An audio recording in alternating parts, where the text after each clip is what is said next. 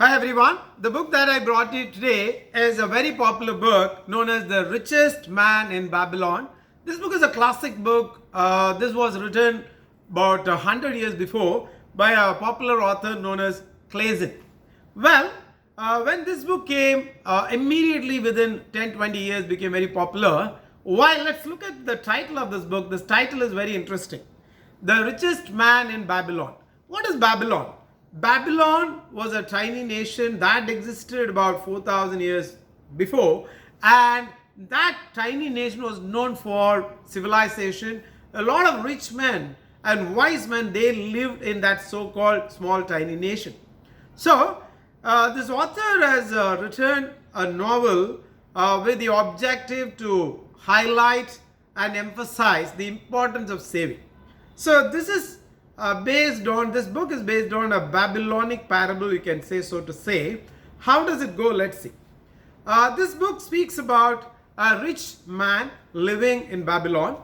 So one fine day, the king of that particular tiny nation, Babylon, was told by his vice chancellor that our country is facing problem and people income are not sufficient, people are not spending. And we are facing problem because we just spent a lot of money on war. So the king immediately asked the vice chancellor, okay, well, so what is that we are supposed to do? So the chancellor advised the king, well, let's do one thing. Let us identify the richest man in Babylon and we'll call that man and we'll select a handful of people and let this richest man in Babylon teach them how to save money and how to invest. So that is how the whole story started. And in the form of teaching, George Clason tells everybody the importance of investment and thereon. So let's go and see what is happening in this particular story. So the king is calling the richest man of Babylon. His name is Arkad. And this Arkad is advising or rather teaching about 100 young aspiring people how to invest money. Well, what are those suggestions? Number one, these all you might have heard 100 times or probably millions of times. Saving is very important. So what you are supposed to do is you have to save 10% of your income. Rain or shine, ensure that 10% of your income is put on saving. Well, that's number one. And number two, all of us, we spend a lot. If we earn a lot, we spend a lot. If you earn less, but still we spend. Now, when you spend money, you closely observe the spend where it is actually not required. See, for example, today a lot of middle class people, they earn money, but then the moment they start getting more and more income, they spend on apparel, shoes and cloth and so on, bikes and cars, expensive cars. So if you look at your spend, what you could do is you can limit your spending. So number one, 10% you must essentially save. And number two, see to that you don't spend money unnecessarily on certain luxurious things. And the third item, what he emphasized is that the saving, you ensure that saving gives you more money in future. So what does it mean? That means the saving that you have kept it somewhere else should be invested, or the investment should be proper in such a manner. He calls it slaves. Money is your slave, and don't take that investment or saving again.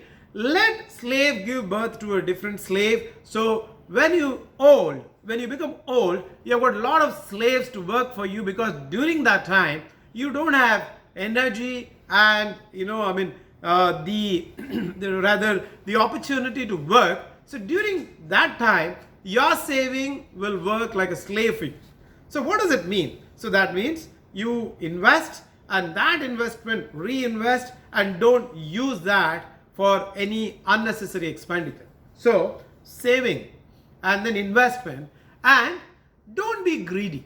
So this George Clason, through Arkad, he speaks about being greedy is dangerous.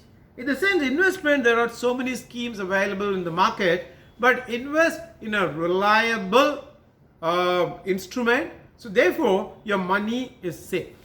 And he says that you ensure you increase your income by specialized knowledge. That's very essential. Whenever you are in a job, you have to ensure that you increase your income by enhancing your special skill by knowing many things. So the story goes on like this. Is Arcad, he addresses about 100 people, where he speaks about investment and then growing that particular investment, growing your talent, investing in the right instrument, and so on.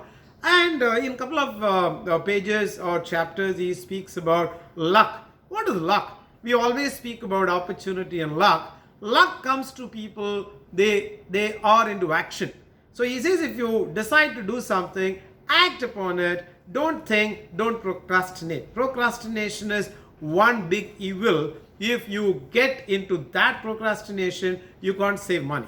So the story of the richest man in Babylon is a very historical parable. Why this Babylon, I told you. And Babylon was known like our Hindu civilization, Harappa civilization, and Sindh civilization.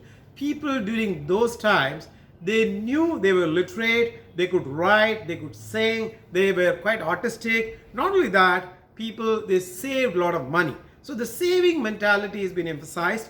In fact, I have earlier reviewed one book known as Think and Grow Rich.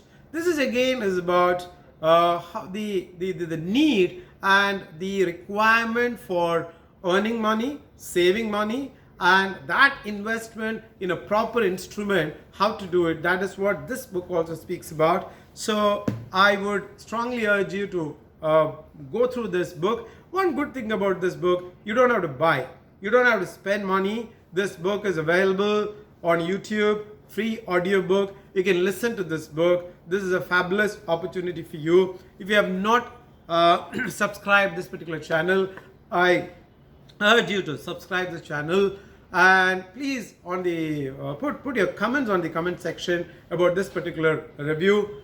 Thank you so much.